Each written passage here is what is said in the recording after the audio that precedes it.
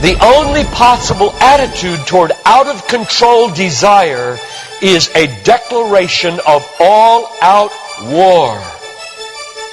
I hear so many Christians murmuring about their imperfections and their failures and their addictions and their shortcomings, and I see so little war. Murmur, murmur, murmur. Why am I this way? Make war! If you wonder how to make war, go to the manual. Don't just bellyache about your failures. Make war! He says, I'm continuing the quote, there is something about war that sharpens the senses. You hear a twig snap or rustling of the leaves and you are in attack mode. Someone coughs and you are ready to pull the trigger. Even after days of little or no sleep, war keeps us vigilant. There is a mean, violent streak to the true Christian life. But now let's very carefully ask, violence against whom? Or what? Not other people. Not other people. Not other people. Not Muslims. Not Hindus. Not Buddhists. Not atheists. Not secularists. Not nominal Christians. Not wives or husband or children or ornery bosses. But on every impulse in our soul to be violent to other people.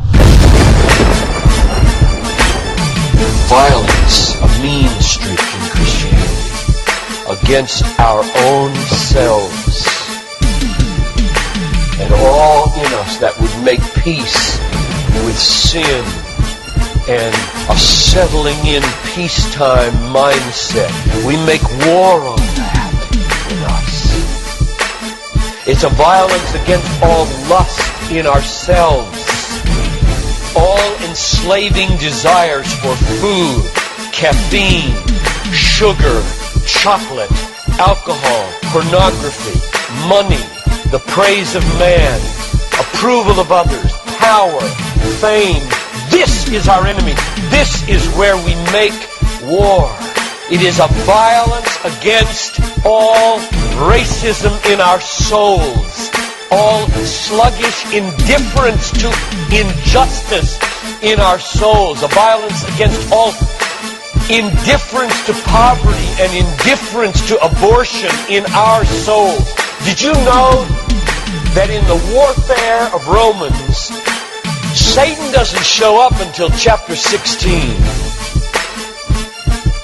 We tend to think of spiritual warfare as this little thing where you find some way to pray or some way to lay hands on or some way to do a Satan thing. Well, that's important. Believe me, that's important. We war not against flesh and blood, but against principalities and powers and world rulers of this present darkness and spiritual hosts of wickedness in the heavenly places. That's important. But you know what? It's not nearly as important as this. Because the only foothold Satan has in your life is your flesh and your sin. Nobody goes to hell because of Satan. The only reason we go to hell is sin. Much more important than fighting Satan is fighting sin. This warfare in verse 13 is vastly more important than figuring Satan out. Get that. My biggest enemy is not Satan. My biggest enemy is John Piper. And he's the only reason I'll go to hell, not Satan. Satan, you don't have nearly that kind of power. And therefore, I really care about us learning how to do this battle. Christianity is not a settle in, live at peace with the world the way it is religion. Like most Christians live their daily lives. Verse 13. If by the Spirit you kill. There's a mean streak in Christianity, and it's not against anybody else but ourselves. In fact, it's against the meanness of ourselves against other people.